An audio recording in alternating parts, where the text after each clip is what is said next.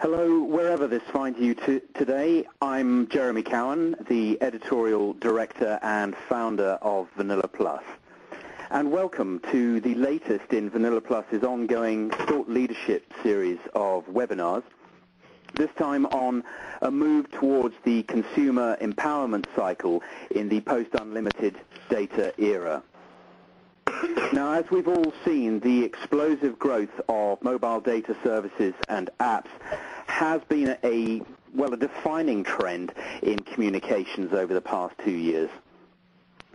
While the increased uptake of mobile broadband has created a new revenue stream for operators, it has, of course, also brought huge problems in network congestion and falling revenues per user because of flat-fee data packages.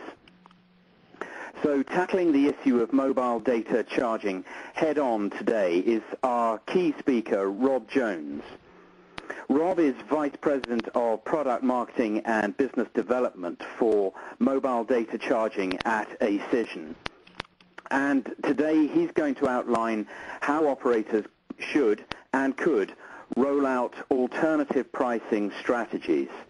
And these are strategies that will generate new revenue streams and enable the delivery of an altogether better user experience. And our other main speaker today is Dan Baker. Dan is Senior Analyst at the US-based Technology Research Institute, and I'm very pleased to say, a member of the advisory board to VanillaPlus. Gentlemen, welcome to you both. Thanks, Jeremy. Yeah, hello, Jeremy. We've got a snowy day in Pennsylvania here today. Glad to join you. Great to have you both. My apologies to any of our audience who are already familiar with the next bit, but for anybody new, it is important that I remind you, everyone, this is an interactive webinar in two ways. First, we'll ask you in a while to take part in 3 anonymous polls. And I stress they are anonymous. We'll bring you the results immediately, but do remember I can't see how you voted, and nor can our panel. So it's up to you to tell us exactly what you think. The second point, and equally important, is there will be an opportunity for questions and answers to be put at the end to Rob and Dan. You can send your questions to me anytime. In fact, you could start right now if you've got a question. Just type them into the Ask a Question window showing on your screen. I will put as many of them as possible to our speakers on your behalf at the end of the session. I don't name the people that are sending in the questions, but it's sometimes interesting to know where they've come from. If there are any that we're unable to get to, please don't worry. We will, of course, pass your questions on to Acision, and they can respond to you offline.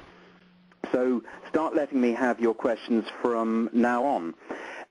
And without further delay, I'd really like to hand the floor over to Dan Baker. Thank you very much, Jeremy. There's an astonishing success of smartphones in just a few short years has caused a rather unexpected type of convergence to occur. It's the convergence of mobile telecom and the fashion industry. For better or worse, the mobile phone has evolved into a very personal accessory, not unlike a woman's handbag. In fact, you'll usually find Apple putting its stores in high fashion districts. So today marks a kind of a momentous turning point, I think, in telecom history when the handset has become a highly personal device, much like a personal computer, laptop, or handbag. And that's opening up some very nice opportunities for us. Okay, let's look at some trends that the smartphone is driving. The forecasts on this page come from Informa, and the data shows what you'd expect, a big expansion in mobile data services. In fact, Informa predicts that voice services will drop from 78 to around 64% of revenues in 2012. And so most of the revenue growth is going to occur in mobile broadband and other non-voice services. And as we all know, a lot of that voice pie will become data services eventually, since voice is a data service in LTE. Here's a chart I don't actually believe. It says that starting in 2012, operators will start losing money in mobile data. Well, that's not going to happen, but I get what the researcher was trying to say by the graph. Given current trends, and if carriers don't do anything about their radio access bandwidth issues, carriers will lose money. Fine, but of course, carriers are not sitting still, and they're going to take control of their destiny, and they're going to apply certain course corrections along the way. But it still raises the key issue of what exactly are mobile operators going to do about their bandwidth problems. I think it may be useful to look at this high cost of radio bandwidth problem in terms of the pluses and minus column. So I've separated some of the important issues here into two stacks, where any particular trend will either boost profits or shrink profits for telecoms. Now, on the profit booster side, there are several positive trends that will make it easier for mobile operators to remain profitable. And here are the obvious ones that I could think of. First, LTE deployments will increase. More bandwidth will be available at lower prices. Radio network and router costs will certainly fall, so operator costs will get lower there. Telecoms will get more efficient at what they do, and that's the whole purpose behind BOSS and process improvements when they come into play. Handsets will very likely drop, as they are with Apple and other handset manufacturers, and that will leave more room for people to buy more telecom services. And the last point I wanted to make, and this one may be a little bit controversial, is that I think network neutrality rules are going to ease a bit. And one signal of that is that Google and Verizon issued a joint position statement advocating a more reasonable bandwidth grooming approach that telecoms can follow. And in particular, this will allow operators to police the 5% of bandwidth hogs who are eating up something like 80% or more of mobile data traffic, as in a typical modern network. So these are some of the positive trends that will drive carriers' competition. Now, on the profit shrinkers, however, and I think this is a more serious area, and there are more problems here, in fact, but there are a lot of issues that haven't been addressed. Number one, what about wireless social networking and video? I mean, these are going to rise in the future and going to cause bandwidth spikes. Smartphones haven't even reached mass markets yet, and when they do, I mean, it's going to be a huge load on the marketplace. And we already know about bill shock and similar regulations that are forcing carriers to spend extra money on tweaking their data services. Users will certainly demand more bandwidth. I mean, that's almost a given. As far as the internet is gone, year after year, people demand more bandwidth. And we're likely to see more telecom competitors appear. More over-the-top competitors will start to come into play.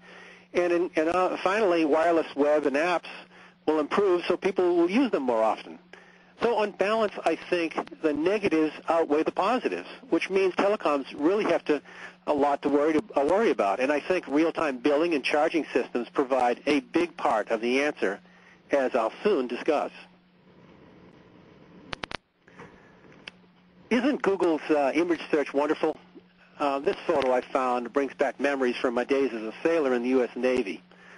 The photo you see here is actually from the British Navy, and it's a shot of a very low flyover of Harrier jets who are screaming past the HMS Ark Royal, a ship that will be sadly decommissioned in a couple months, actually. Now, to capture a photo of these jets at the very moment that they're passing the ship is pretty tough to do because the jets are moving close to the speed of sound. In fact, when we were operating as part of an aircraft carrier group in the Pacific Ocean, I remember one time when I was on the bridge of my destroyer standing outside with a pair of binoculars around my neck. And suddenly one of these jets zoomed in very low like this and just about scared the socks off my feet. I mean, the roar was so loud that I and everybody else on the bridge had no idea it was coming.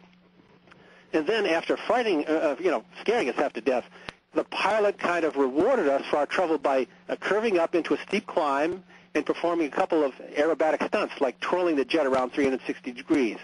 And this was, of course, all for our benefit. And it was just to say, hey, thanks for being an easy target. I mean, if this was a war, and you were an enemy ship, you'd be toast right now. Have a nice day. Well, honestly, the grandstanding the pilot did was really cool, and it made you feel so proud. And for the moment, you even forgave the fact that the cocky pilot, caused my uniform to get spilled with coffee and so forth. I mean, it felt so good. But the reason I bring up this is the analogy here. I mean, isn't this the same situation that we find ourselves in versus the over-the-top players? I mean, the top guns of the over-the-top world, guys like Apple and others, the guys that have the successful app stores are making all sorts of money. And those guys kind of swooped in real fast with their better business models and their better marketing, and they stole a lot of the glory and a lot of the profits. And yet, just like the case of the pilot and the aircraft carrier that his plane flew off from, telecom carriers are the ones who provide the catapult and the launch pad for everything that the over-the-top players do. So this is a key issue before us in the next few years. How can telecoms make their over-the-top businesses fly? And I've got a couple of thoughts on that, as we'll discuss shortly.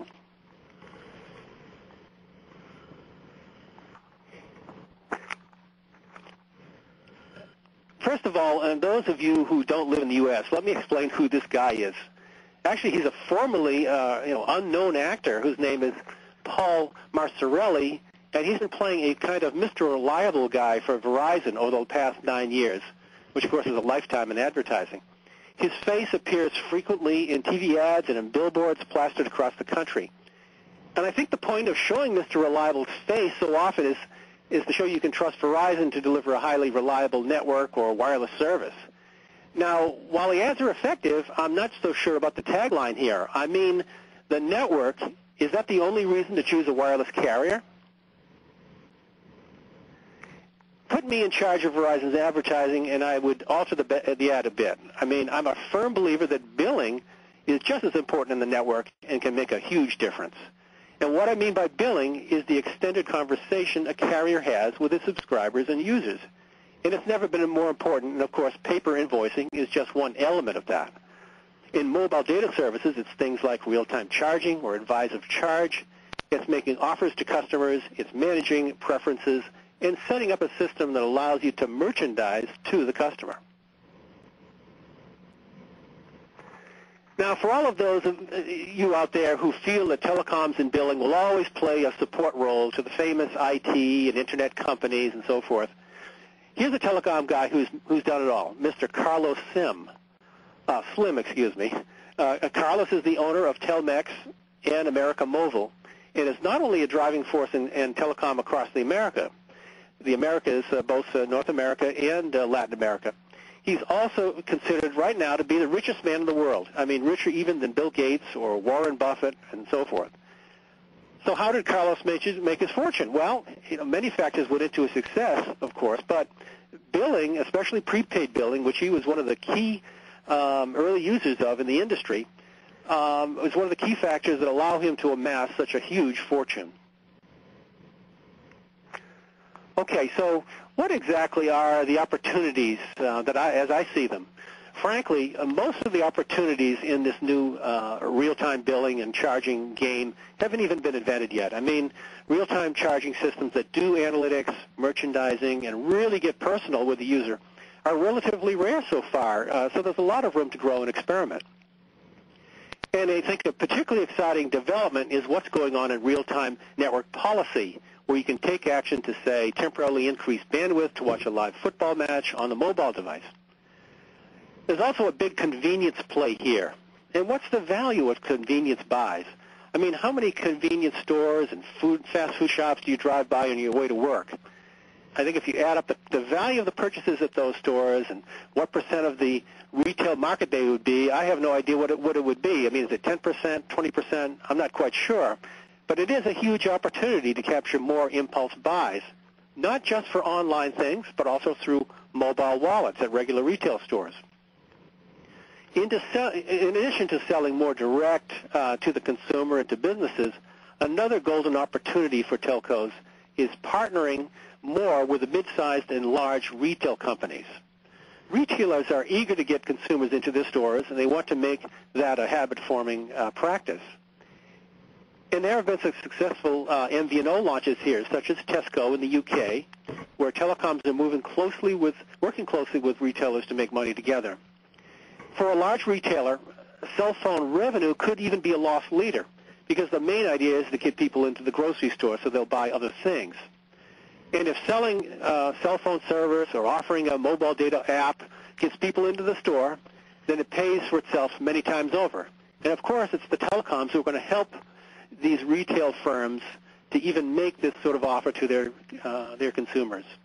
So telecoms, I think, are in the very beginning of what could be a very lucrative road, a road that is led primarily by billing services. Now, a couple of years ago, we finished a market research study on the billing and charging marketplace, and here is the results of that analysis. And the biggest trend here really is the growth in real-time convergent charging software, as well as unified billing systems, a small sliver in 2007, but we see it growing significantly. And that segment, unified billing, is what we include as postpaid and real-time charging capabilities in one billing system.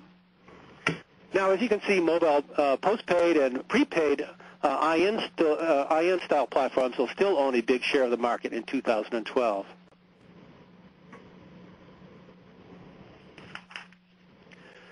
So now we come finally to the question of implementation. And I think this is where Acision has some important points to make. My perspective here, I mean, we've discussed the incredible opportunities that smartphones and mobile data are bringing to the telecom business.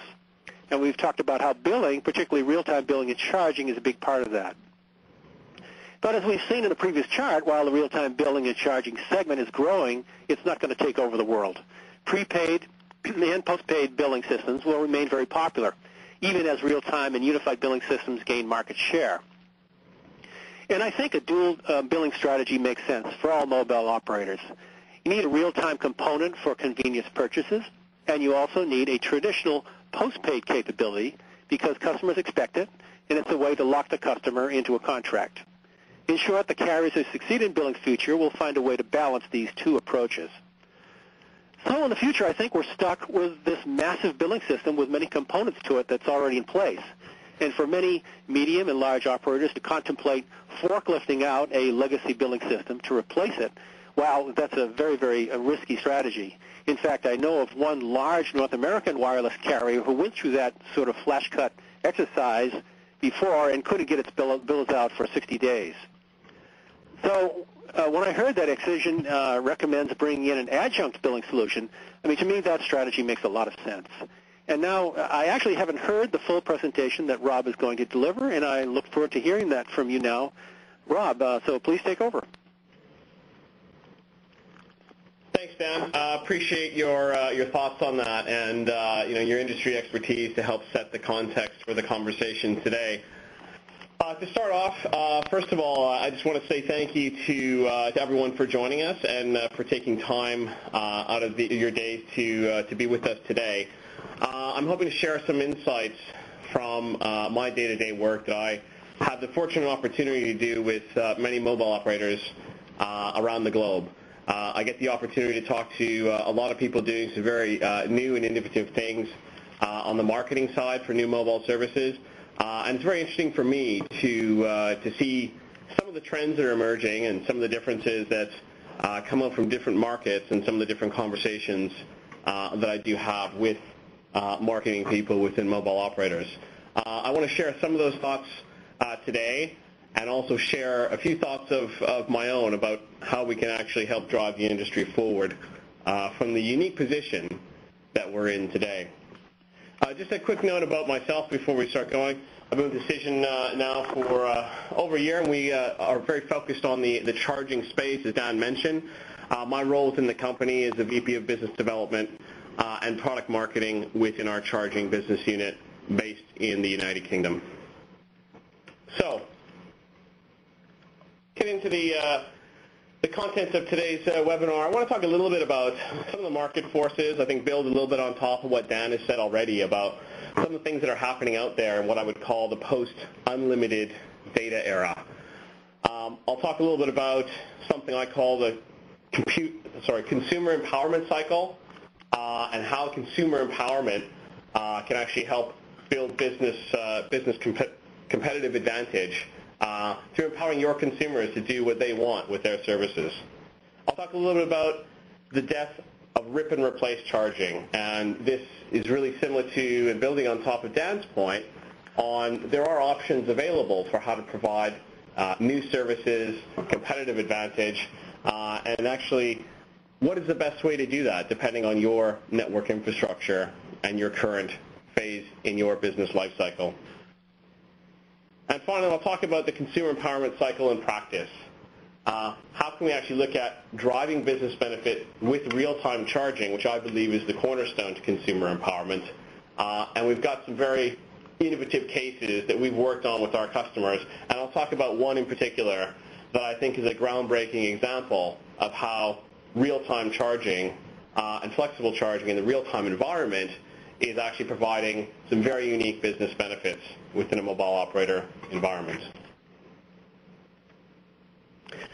So to talk a little bit of the market, what are some of the challenges we face today? I don't think this is necessarily going to be news to a lot of people. I know that we've been through what has been a very exciting time in our industry with the explosion of mobile data. I think this has been driven not just by the network capability to provide data services over mobile, but has also been very largely driven by, as Dan mentioned, some of the over-the-top players, people like Apple and Google providing new and interesting devices and operating systems, application stores. And as those devices and the network capability and the applications have all come together, I think we've seen a massive acquisition of mobile data users in the market. It's been a very exciting time. But now that that initial excitement and customer acquisition and I suppose almost a small boom in our industry has happened, I think we're getting into a new phase where the competition for those new users is driving down the prices. The increased data usage from those smart devices is exponentially increasing and increasing out of line with the revenue received for those services. So that can lead to potential reduced profitability of those services and also some quality of service issues on networks as they become saturated in some cases. So I really think in many ways we're speeding towards a brick wall. And I think we all know that there are changes required. So the question mark is then, what is the change that we're going to take as an industry? Now, I think we've seen in many cases what I would call a U-turn, a change of direction almost back to where we were before, where we are now, going back towards limited data plans, caps on the tariffs for how much data is being used in the network. Now, this, I think, can protect the profitability of the services and looking at the network usage, but it also has the danger of leading to churn, lower customer satisfaction, and for those operators that are still speeding ahead and acquiring customers with unlimited data packages and other offerings, to go back to a capped plan is often a way to put yourself in a position where you might be facing some competitive disadvantage. So I believe there's another option, I guess what I would call a new direction, where I think we can steer away from the brick wall that we've been speeding towards as an industry, but I think we can actually do this by at the same time empowering the consumers that are using these data services, letting them choose what services they want, what they pay for, and when.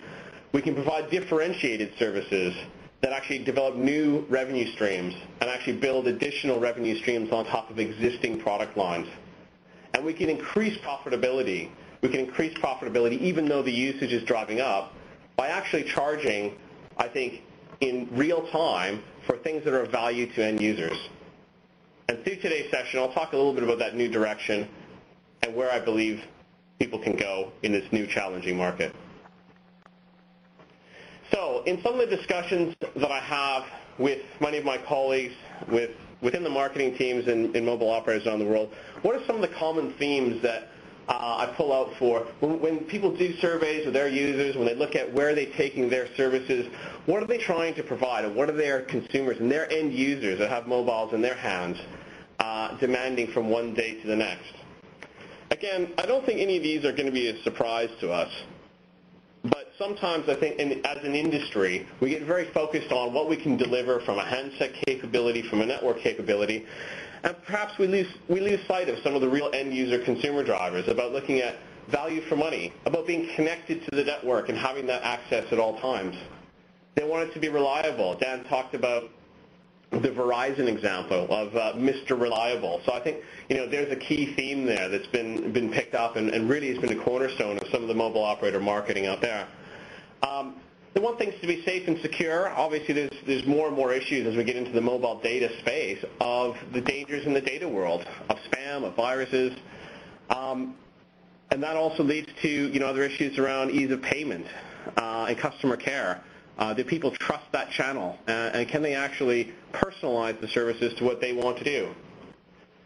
So I think when we look at some of the key themes that come out here, and one common piece that I think comes out regardless of some of the differences and demographics around the world in many of the geographically and culturally different markets that have mobile services, I think a common theme comes out that consumers really want to be empowered to control the services, their choice of service, from offerings that are targeted towards them as a user and services that they can trust. Trust that they're reliable, trust that they're secure, and also trust that they're paying for services that they use. So, from the Acision point of view, what are some of our customers saying on the network side and also on what they're trying to do for marketing? So we looked at the end users and the end customers and some of the feedback we get there. From some of the conversations that we have, there's a lot of different themes that are coming out from the operator side as well. That competition is intensifying and differentiation is really required. That now that the big acquisition surge is leveling off. It's been up to a lot of the operators to provide that infrastructure for that unlimited mobile data. But how now can we actually differentiate that and monetize that? Bad debt has become a real issue for profitability. We look at some of the issues. We all have heard about bill shock. And one of the knock-on effects of bill shock that has been a real negative piece is if people overuse their mobile data services, they'll refuse to pay a bill that adds up to $3,000, $4,000, $5,000 at the end of the month. In many cases, we've seen very real business impact as a major operator in the Asia-Pacific region that has been very publicly in the press at having more than $90 million annually of bad debt because of bill shock. There's a real issue around how do we handle mobile data services and making sure that bill shock and bad debt is not an issue. So where some of these issues come down to, I think there's a recognition amongst many of the operators that we talk to that real-time capability is very important. Very important from a services point of view, very important from an end-user point of view. But we are all in a challenging economic climate. People don't necessarily have the large budgets they have to spend on infrastructure and upgrading it to real-time capability. And also from a competitive pressure point of view, people feel they need to enhance their services capability now to maintain that competitive advantage, not 2 years from now after a large-scale rip and replace or billing and charging infrastructure upgrade program takes hold. So let's talk about some other market research, and this is some market research that we've done at Acision around end users in the mobile data space and how they actually view spend control. I think there's a lot of agreement on some of these topics now. I'd say probably about 8 months to a year ago, there was a lot of disagreement around the world within different operators about what are we doing with spend control. Many people said, we don't want spend control. We want our users to spend as much money as they'd like to spend on the network, and we'd like to charge them as much as we possibly can for those services. I can understand that driver, but one of the problems, particularly in mobile data services, is that with bill shock and with the customer experience, we are seeing that knock-on effect in bad debt, people not paying that. We're seeing the knock-on effect in churn and people leaving and going to other operators, or deactivating services and not using them at all because they're not sure how much they're spending when they use those services. So some of this market research has really drawn out some very important points here. I think if you look at the top, 42% of subscribers think that having spend limits will encourage them to make greater use of services when they're roaming. I think we've all had some bad experiences when we use our mobile phones, particularly for data when we're in a foreign country. But a lot of users would actually use it more if they knew what they were doing. 2/3 of subscribers would opt to buy additional add-on packages with voice minutes to call home countries, text to send to home country, and also have data access while they're roaming. I think this also applies in the case of postpaid users where people have a predefined package that they know is included in their monthly spend. But what about buying an add-on package once they've actually depleted their allowances within that tariff package? And finally, what I think is one of the most important points of this market research was nearly 50% of subscribers said that having a real-time indication of how much they're spending would lead them to spending more. When Dan talked a little bit earlier about the connection between the retail side of the world and the mobile business, I very strongly believe there's a lot of lessons that we can learn from the retail industry. And one of those things is actually, your opportunity to sell something to a consumer is much greater when your offer is timely and relevant to that user. You're fulfilling a need for something you know they need and that time that they need it. A very big part of what we'll talk about today, and the real-time component here, is actually about providing services and providing offers and upsell opportunities when you're in need to your users that's timely and relevant for services they need when they need it. So let's look at the spend from an operator point of view. Where are people investing in infrastructure? This is some data from Analyst, which is an analyst that we do some work with here in the United Kingdom that looks at the global billing and charging market and where are people spending their money. I think there's a very important shift here that it really validates some of the underlying market trends. Is that traditional billing market that I would call the large scale IN or postpaid big billing infrastructure market, it's still growing, but growing slower. But what we're seeing is a strong shift to real-time charging that is more focused on smaller investments to provide real-time capability to all users in a mobile network to address some of the needs of mobile users today and some of the competitive requirements to being an operator today. So what are the analysts saying as far as recommendations to communications service providers? I think there's, again, some common themes that are coming out in some of the market analysis that we're seeing. We're looking at this from the point of view of old systems. Displacing old systems is not necessarily necessary. Upgrading infrastructure for the sake of upgrading infrastructure is not something that people see as a viable business need in the current economic climate. Future flexibility and openness is very important. It's very important from how you actually build the billing and charging capabilities, let the users have a flexible and tailored solution for their needs, but also allows the operators to respond to competitive pressures quickly and effectively without a huge management overhead for how they actually deploy new tariffs and services.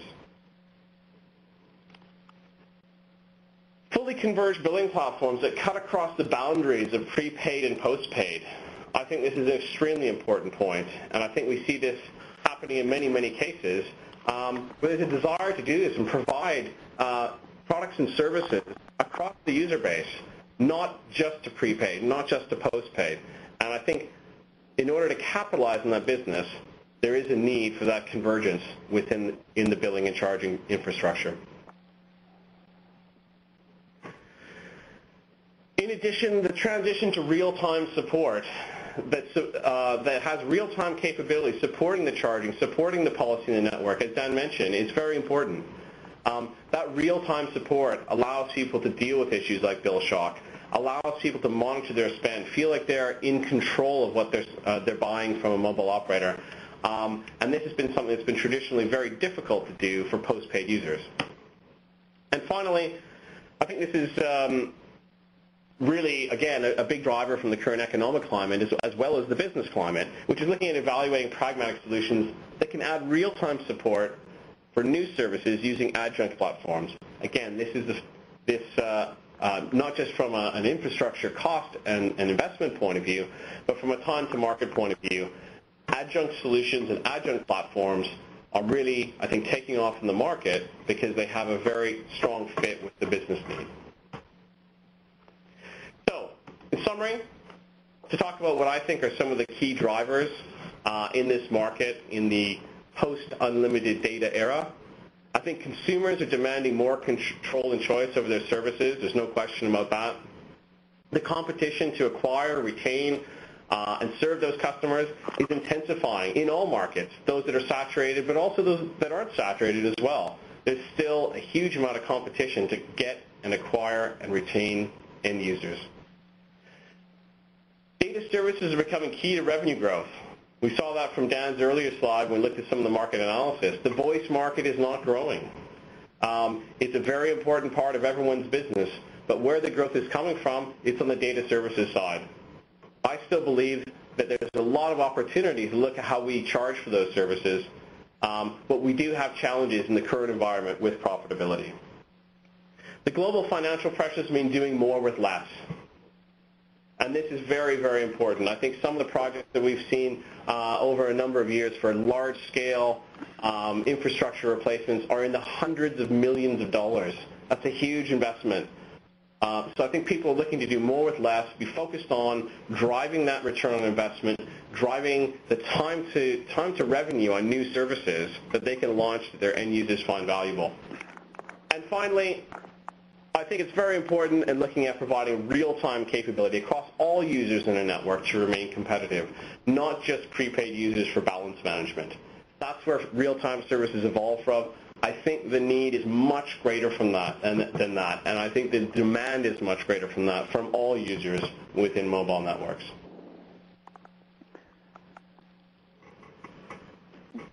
Thanks, Rob. I think now's an excellent moment for us to go diving into our first poll question. I wouldn't take issue with anything that you said. I would only emphasize what you've already stressed, which is there is no such thing as the ability to overemphasize the importance of real-time advice of charge and real-time spending controls. But for the poll question, let's move into this. It's asking, what is the most important business driver that you want to address with your charging solution? So please feel free to answer. I see answers are coming in already. They are in order, and you can choose one. Would it be bad debt? Is it customer satisfaction? Or competitive differentiation? Or is your preferred driver upselling of services to customers? So what's the most important business driver that you want to address with your charging solution? And whilst the answers are still coming in, I think it's time we had a look at what we've got there. Already we see the lead is taken by competitive differentiation, but it's not out front by far. There seems to be a fairly even spread amongst other areas such as bad debt, customer satisfaction. Rob, does that accord with your expectations? Yeah, I think it does, Jeremy, and it's interesting to see that the competitive differentiation piece is ahead of that. I think that is always at the forefront of what a lot of people are trying to do from a services perspective. I guess the interesting thing is that some of the things that we talked about actually cut across a lot of these different business drivers. And I guess hopefully when we talk about some of the solutions today, it's really looking at how we can solve more than one of these areas. But it is interesting to see that I think all of these areas are real business issues that we're seeing in the market. Yeah. And it's heartening to see that there are additional services which operators and service providers are looking to upsell. There's plenty more that we as an industry can do for the subscriber.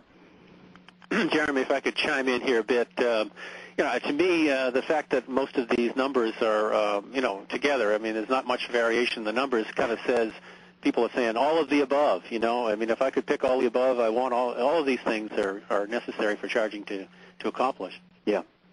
Thanks, gentlemen. Rob, over to you again. Thanks very much, guys. Okay. So I want to talk a little bit about what I would call the consumer empowerment cycle and how I think empowering consumers can actually help with a lot of things that we just talked about in the poll. So, consumer empowerment. And consumer empowerment, I think, is really the foundation of the need for real-time enabled consumer services use case. But what exactly do I mean by consumer empowerment? I think there's three core areas that make up the concept of consumer empowerment when we talk about mobile users in the current climate. The first is offering control and choice. And we touched a little bit on this already, but when I talk about control and choice, I'm talking about looking at the ability to offer end users the ability to build their own tariffs and bundles, actually customize their package for what their needs are, enabling flexible combinations of services on both pre and postpaid, and not just offering the same services to those users, but actually offering account structures and tariffs using real-time charging that goes into something I call hybrid accounts. That is almost a combination of prepaid and postpaid accounts that have some real-time controls and some spend control on it, but actually has the benefits of postpaid accounts and the bundles and the subsidized handsets that a lot of users value as well. It's about offering people the ability to set custom spending limits and configurable notifications in real time, and also adding the ability to add and change what your mix of services is at any point in time. I think as an industry historically, especially for postpaid users, if someone signs up to a mobile service contract, they decide what services they use when they sign up, and for the duration of the contract, that doesn't change. I think where we are now, consumers want to be able to control and choose what service they use as they use the services. They don't necessarily know at that point of signing up to the contract, but after 6 to 12 months, they've got a much better idea what their usage patterns are and what they want from their mobile service. Establishing trust is also very key. Again, when we look at trust, I think people want to understand what they're paying for. And I think with the advent of mobile data and volume-based pricing, it's been very difficult. People don't necessarily understand data volume charging or charging by megabyte. They want to actually be charged in ways that they understand, by time, by spend, by application or content that they're downloading. I think there's a disconnect in that people want to pay for what they get perceived value from, and that's not necessarily by megabytes. And that erodes customers' trust when they're not paying for the value they think they're getting. I think we can also look at this from the point of view of people establish trust with complete visibility of what they're spending and when they're spending it.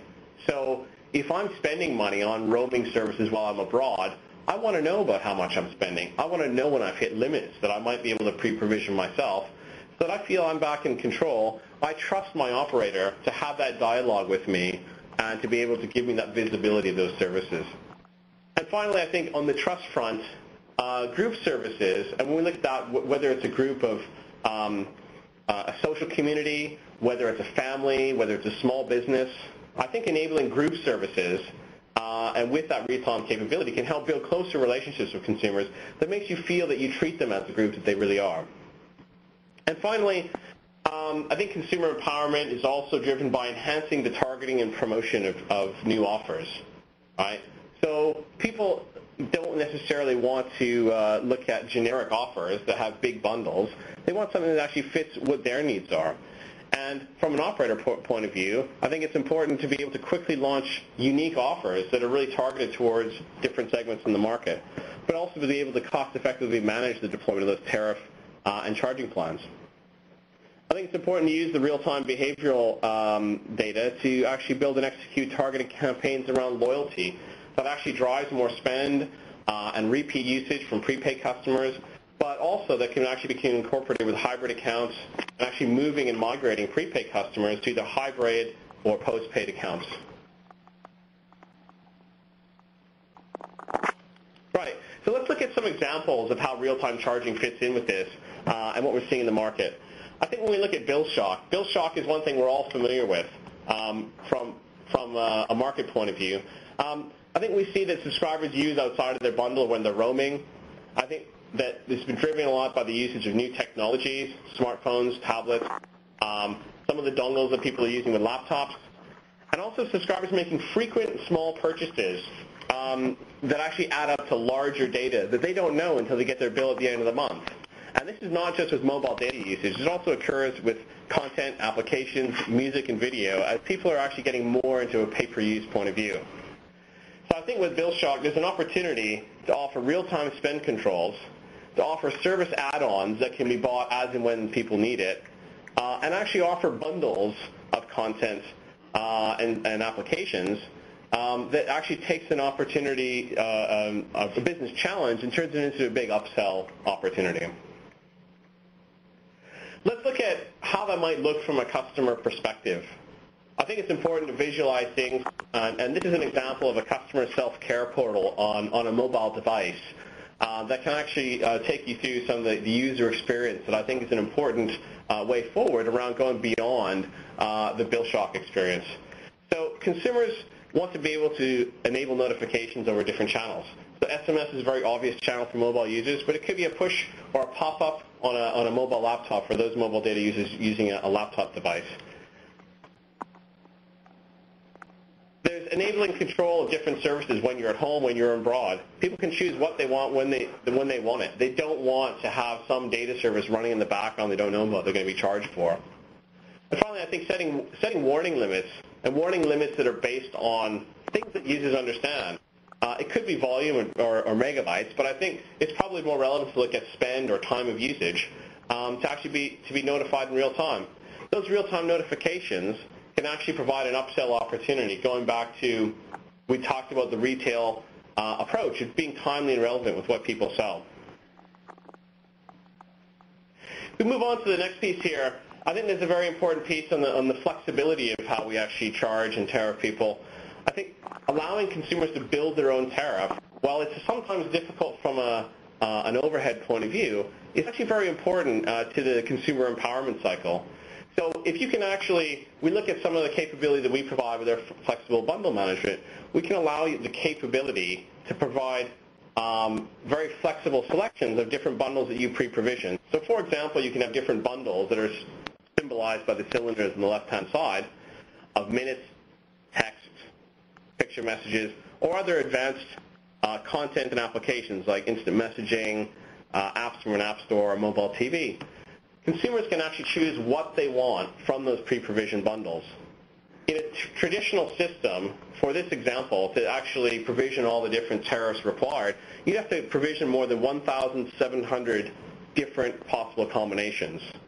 With what we can do from a flexible charging point of view, you can actually do this by provisioning 23 items instead of 1,728.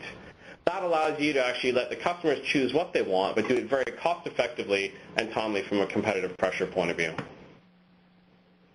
How that might look in practice is actually letting your customers on a web portal choose and build their own tariff packages where they can select a certain number of voice minutes, text, mobile data, or MMS that actually suits their usage. Another good upsell opportunity here that we've talked about with many mobile operators is using that portal approach to actually show which subsidized handsets are available. So for those people that want that latest Android phone or the latest BlackBerry or the latest iPhone, actually if they can see what they choose in their tariff package and what handsets they're allowed, it quite often drives a lot more upsell on the tariff package because they want to get that iPhone, so they'll spend a little bit more on their package with a few more minutes and a few more texts. But again, they feel in control, and even though they're spending more with you, they're actually doing something they think that they want as far as, these are the texts that I want. I don't want extra voice minutes. I want mobile data, and they can choose and provision that. I talked a little bit earlier about group services, and one area that I think is a very hot topic with many of the marketing people I talk to is family group services, and actually selling to the family with mobile services. Right now, I think we look at what families want. Parents want to stay in touch with their children, but they also want to have control of how much they spend and what services those children access.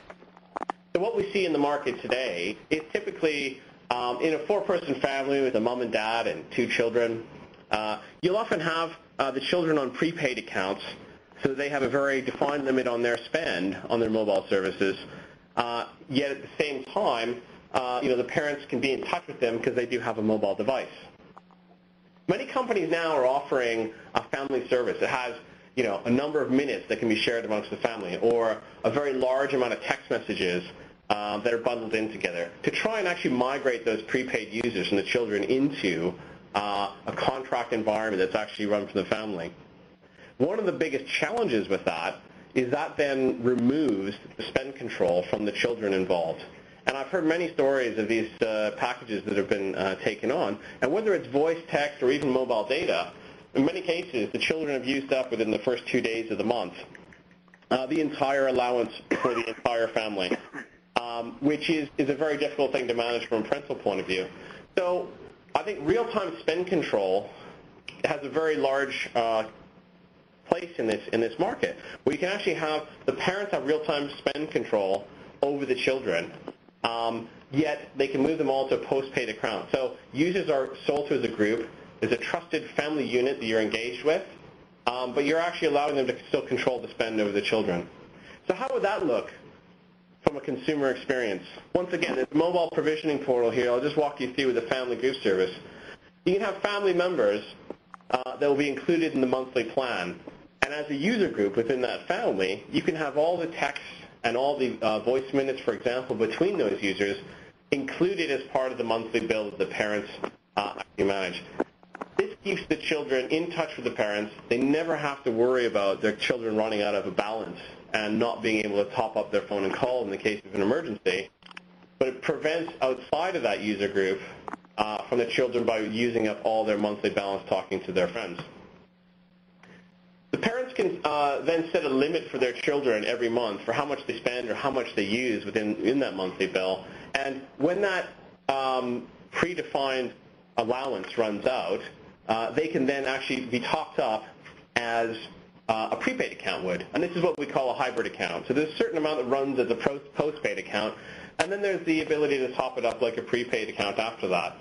We can do a third-party notification here where the parents can actually top up the children's account and notify them that they've done that. Alternatively, the children can top up their account as they would any other prepaid account and keep talking to their friends and texting the other people in their social group. That top-up amount can be done simply and securely on the mobile or through any other channel.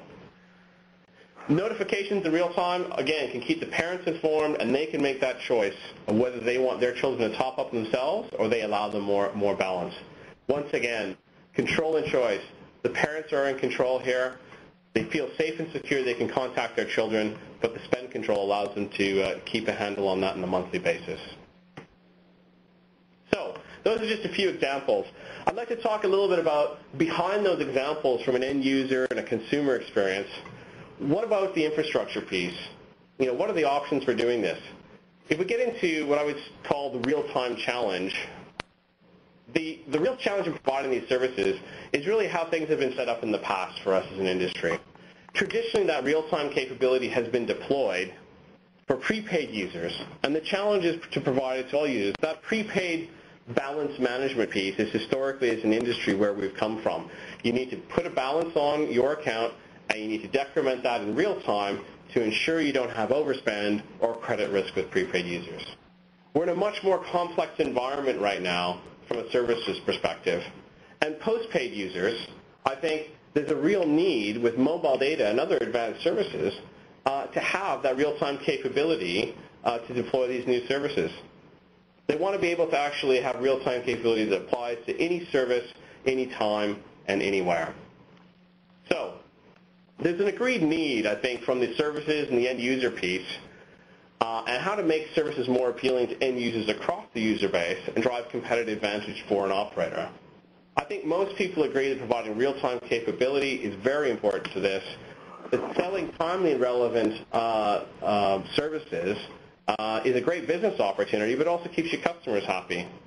So as we talked about, the real-time capability across pre- and post-paid will enable you to look at real-time spend control and getting past the problem of bill shock and bad debt.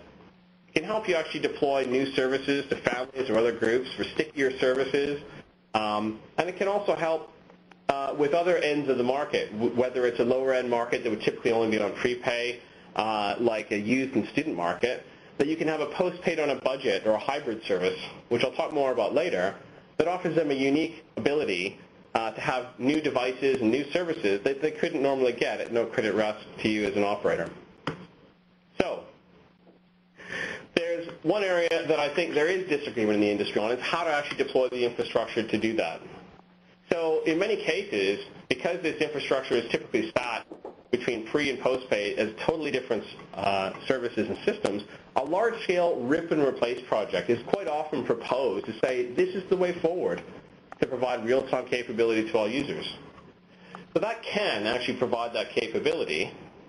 However, these projects are quite expensive. I think we touched on this earlier. Hundreds of millions of dollars is potentially the cost of the project. At 18 months, 2 years, or even longer, is quite often the order of magnitude to deliver these services and that capability to your end users. So it doesn't necessarily help you to actually leverage your existing investments and reduce that time to revenue in the new services that I think the market is demanding right now. So, what is the alternative? And I believe that there's a very strong market for what we call an adjunct solution. And one of our products, our Acision charging engine, otherwise known as ACE, is an adjunct solution that fits in this market. It can plug into the existing systems, the existing prepaid and postpaid systems in your network already. It can provide you a very rapid and low-cost way to expand that system. It's based on Linux hardware and very scalable, so very quick to deploy and very low cost from an infrastructure point of view. That can offer the same offers to all subscriber types with bundles, packages, group capability added to pre and postpay through an adjunct approach. There's very flexible charging limits, whether you charge by money, volume, or time, to actually help put things in terms your customers understand. With the real-time notification, self-provisioning through the mobile and through web portals, it actually puts consumers back in control. And finally, it cuts across all service types, so data, voice, messaging, for prepaid, postpaid, and also hybrid accounts, to have a common service offering that you can upsell to all of your users. So, in my opinion, I think the rip and replace era that we've had a lot of experience in over the last few years, I think is coming to an end. There's another option to the time and money that's required to deliver real-time services to your customer. I think you can leverage existing investments in your IN prepaid and postpaid platforms. I believe that you can avoid the cost of a full rip and replace, but still deliver that converged real-time service capability. This can quite often be done in 6 months rather than 18 plus or 2 years. We have a number of deployments. We've done this in 6 months and actually got live service capability doing some very innovative services that I'll talk about later with some of our customers. Cost-wise, this can often be in the order of magnitude of 95% less than a large-scale rip and replace project. So we're not talking about a 5 or 10% cost savings here. This is significant impact to your bottom line and also to your competitiveness in the marketplace. So I think when we look at some of the drivers behind doing this, it's maintaining customer satisfaction, minimizing churn, maintaining cash flow, and providing that competitive advantage quickly in the market using an adjunct approach. So I just want to show a few curves from a few business cases. And one of the other things that I get the opportunity to do with many of our customers is actually work on detailed business cases for why should they deploy real-time services? What is the infrastructure required? And what is the business case from an operator's point of view? Through those business modeling exercises, there's a few pieces of data I wanted to pull out. And I think one of the most instructive pieces is a cumulative cash flow curve. So if I look at a project over 5 years, and looking at cumulative cash flow curve I want to actually take out, rip and replace a large-scale infrastructure piece and provide real-time services with that approach. There's quite a significant time to revenue, usually over a year, sometimes more than 2 years, before that infrastructure gets up and running and starts to actually provide services that return that revenue back to you from your end users. There's usually quite a big peak funding requirement to get to that point. Very large-scale investment, as I've mentioned. And because of the time to get that out and the cost to do that, there's a very significant time to break even on this project. And when you look at the overall, in my opinion, what is the most important thing, overall over 5 years, profitability can be very low. Let's look at the curve from an adjunct approach. Again, this is on a 5-year basis, and looking at this from an operator perspective, the time to revenue is much shorter, usually between 6 months and a year, maximum. Peak funding requirement is much, much smaller. And between both the time and the funding piece, again, one of the most important pieces, the time to break even is much, much shorter. Of course, the big piece here is what's the profitability over 5 years. So I think from an adjunct approach, and we look at what is the most cost-effective way from a financial and a bottom line point of view, there's much faster return on investment, a lot lower funding required for the project. You can be first to market with innovative services that get you competitive advantage and helps you retain and acquire new customers. I think from a business and a bottom line point of view in the current economic climate, there's a very strong need for an adjunct approach to real-time services. Rob, thank you. I can think of at least one operator in South Asia who $200 million ago and 2 years ago might have wished they'd known that. But let's go on to poll 2. Do you have future plans to deploy any of the following charging solutions? If you do, answer as follows. One of the following, please. Large-scale charging solution, i.e. a rip and replace, as we've just been discussing. Or is it an adjunct advanced real-time charging solution? Are your plans not finalized yet?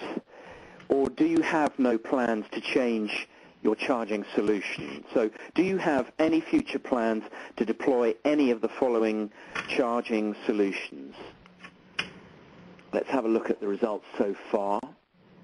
And we get a very strong interest in large-scale charging, the rip and replace, for many of whom that is the only option.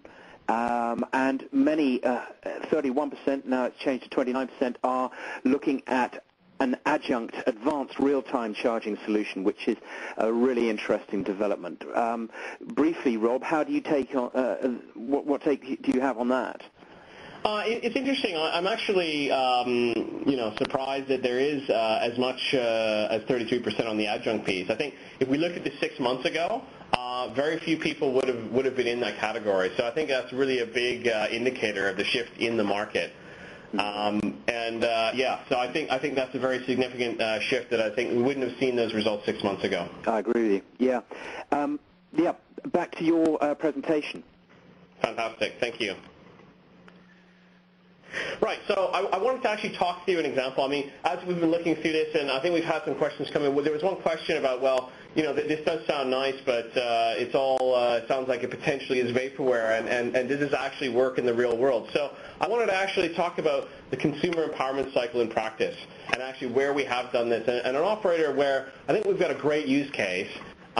That we've got a number of deployments where we have this capability out there. It's being used in small areas, but this is something that we've done some very innovative thing with a customer that's actually put this at the forefront of their marketing capability.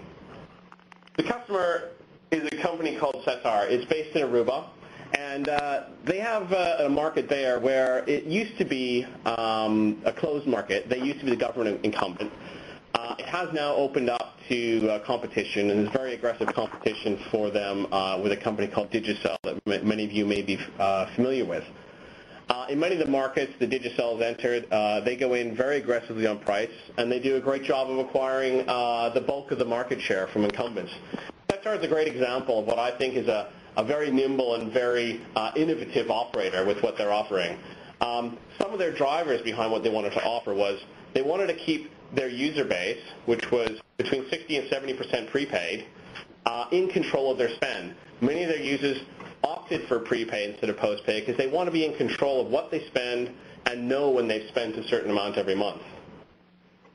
They also wanted to offer those users advanced devices. They found more and more were looking to say, well, we'd like a BlackBerry, we'd like an Android smartphone, we'd like an iPhone, but there's a big credit risk from a postpaid point of view to actually subsidize those devices, and from a prepaid point of view, those are out of reach from a non-subsidized point of view to those users. So They wanted to maintain that control. They wanted to actually provide those devices to their end users. And at the same time, they also wanted to be able to allow prepaid users to have access to the bundles of voice, text, and data that provide extra value to their users on the postpaid side of the business. So what we've helped them do with our ACE platform is actually develop what we call postpaid hybrid. And you can see some things here. We've got on the top left, there's a newspaper advert. The front page is a snapshot of their website. And this is actually at the forefront of their marketing. That's the front page of their website. And this has become the cornerstone of what they provide. If you look at the bottom of the screen, you'll see how they actually pull together these hybrid tariff packages. On the top line there, for 25 guilders, there's a certain bundle of text, of minutes, and data all included. Once that has been exhausted for any one of those services within the bundle, they actually have a reserve provision for another 25 guilders. So they can actually spend that on any one of those services to go above that. But they know that their maximum bill every month is 50.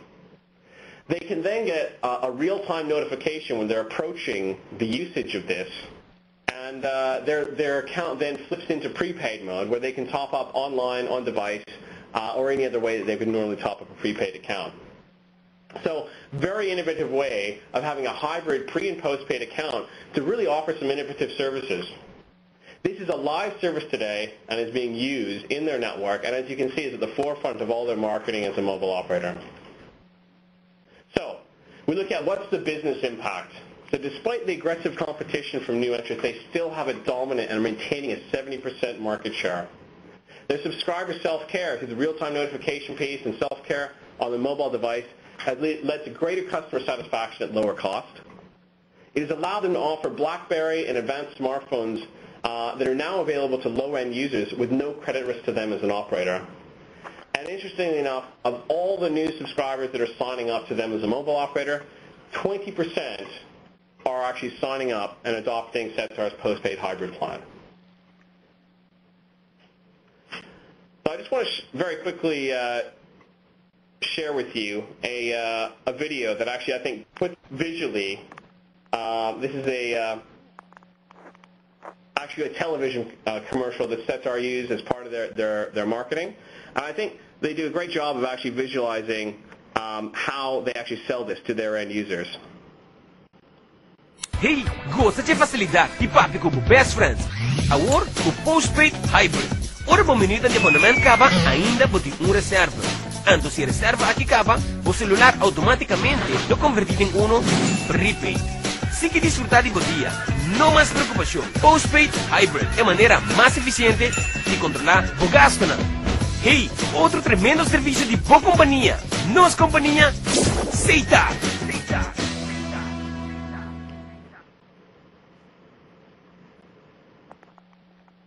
Okay, fantastic. So, I hope you all caught that. The key thing there is, I think you see how they started off the presentation with people driving along in the car.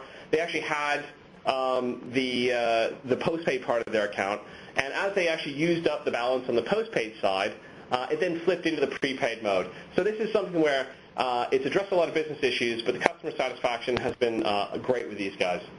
So just want to hand over to Jeremy for the last poll question. Rob, thanks.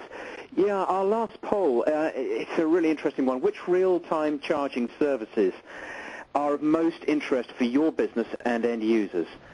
Which real-time charging services are of most interest for your business and your end users?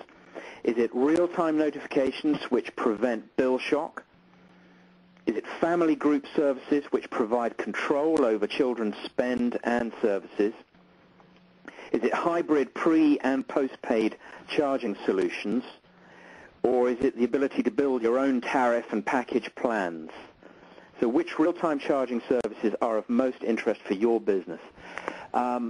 We're getting a really interesting spread coming through. This just have a look. You'll continue to get more results coming in as people answer.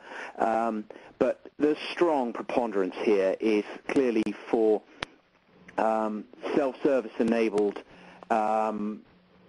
some operations requiring a human interface.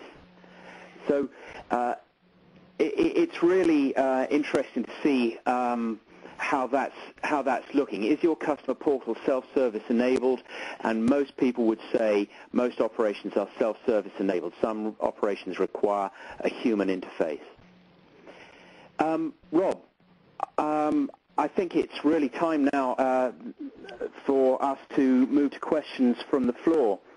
So unless you have anything that you'd like to add to that, let's move straight to that. One of the questions that I've got that's come in already is, won't changing from flat rate to volume-based pricing plans just take us back to consumer confusion over charges? That's a very good question, and I think when we look at the whole flat rate versus volume piece, in my mind, I think one of the most important things here is actually not flat rate versus volume, but actually people paying for what they see as valuable. I think the whole pricing by megabyte piece has a fundamental problem with it, in that end users don't necessarily see that as proportional to the value they get from a service. We come from a heritage in the industry of actually, when we look at voice and we look at text messages, the usage is directly proportional to the value they get from those services. With mobile data and megabytes of usage, that's not necessarily the case. So I think when we look at how we charge going forward, and we look at how the flexible charging piece comes into this, it's very important to look at how we can bill for usage, for time of day, for content and for applications, and things that people understand is of value to them in the mobile data environment. Dan, do you have anything that you would add to that? Yeah, I think no matter what you choose, one of the big problems that the real-time is going to have is they've got to simplify things. And I think the video that we saw from Sitar, is an example of that. Real-time charging needs to be explained. I mean, the old phenomenon of everybody that uses a digital video recorder doesn't know how to use it, and so forth. That problem that's faced by consumers and businesses has got to be overcome. It will be overcome, but it's one of the key challenges. Rob, we've got a question here which is, it may sound a bit like an accountant's question, but I think it's an important one. Should the industry drop ARPU altogether as a measurement of service profitability and use AMPU, average margin per user, or something else instead? Because it may be holding up investments of this kind. Well, I think, it's a very good question, and I think ARPU is always going to be an important figure for us as an industry, but more and more with the mobile data piece, I think the AMPU piece is more important, and I think that's largely because what we see is, the revenue is not directly proportional to the cost to serve people within the network infrastructure piece. Now, while I think AMPU is going to be more and more important, and as we look at profitability going forward, I think as we get into, as we mentioned, more value-based driven charging models, then we'll actually have better linkages between network usage and the revenue piece as well. Yeah, it's a fair comment. We've got a question in from a delegate in Pakistan. What is your suggestion for stopping bad debt? That's a question that could fill an entire webinar on its own, but briefly, how would you tackle that? Yeah, sure. Well, yeah, I totally agree. We could probably have a very long webinar on that one as well. But I think in the context here, and some of the things that we've been looking at with using real-time charging for, it's actually been largely around, the mobile data and the bill shock problem. So within the bill shock problem, I think a lot of users are refusing to pay bills that are, excessive at the end of the month for things that they didn't know that they were buying. And I think when we actually look at the real-time capability here of saying, you're exceeding your mobile data package allowance, or would you like to buy an add-on package for roaming at very clear rates and clear tariff packages? I think what we find is that when users know what they're spending and have the option to choose in or out, they do actually spend more, and that goes back to some of our market research figures on, spend controls enables people and actually drives people to spend more. So people are happy to spend money when they're aware of what they're spending it on, right? And I think as we look at how we can manage bad debt within mobile data and with the bill shock issue, I think once we get to a place where people have the visibility of what they spend, the option to choose whether they spend more or use more, then that bad debt goes away and actually drives usage and revenues up. Understood. We're running out of time, so I'm going to have to make this the last question. One from somebody in Germany who says, do you have any comments on the net neutrality versus service differentiation tension? Again, a huge subject, but Rob, briefly, can I ask you to keep it to 30 seconds, and the same with Dan? Sure. So I think, obviously that's a big issue across the industry right now. From a net neutrality piece, I think, we need to be able to offer that so that, this is the argument the over-the-top players Dan mentioned earlier are going to have about can they deploy their services more cost-effectively without being discriminated against. I think the important thing here is to allow, we talk about the control and choice piece.